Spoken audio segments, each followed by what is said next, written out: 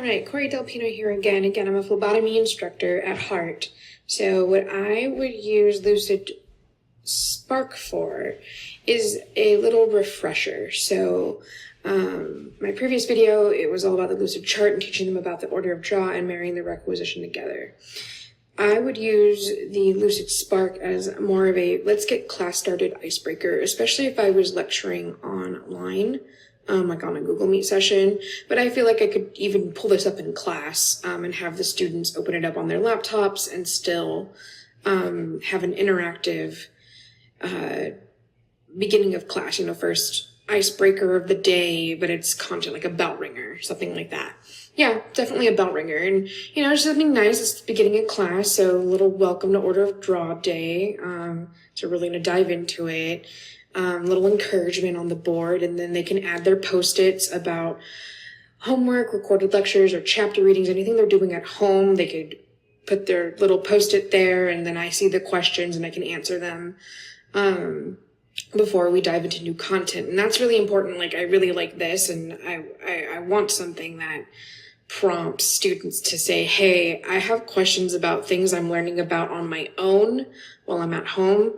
Let me make sure I ask them. I like how I can build something that will invite them to ask me questions instead of me just asking. Because sometimes, you start class and you ask, hey, does anybody have any questions from the material?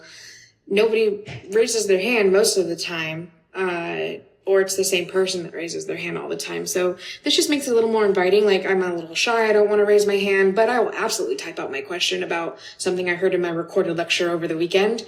So that's how I would use this part of the board over here.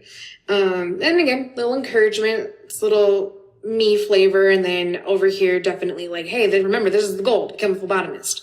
And then we would start with the little review, and I would, open up a bell ringer. So I made this little guy out of the visual activities, and it kind of ties back into that chart that I made.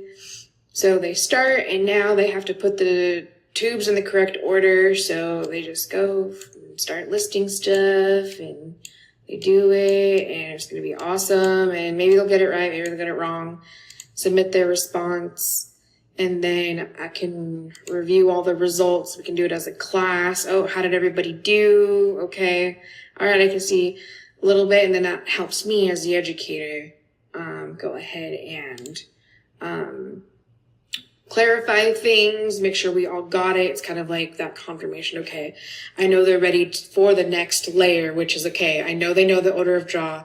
Now I'm going to go into my lesson about the requisition and how the two are related together.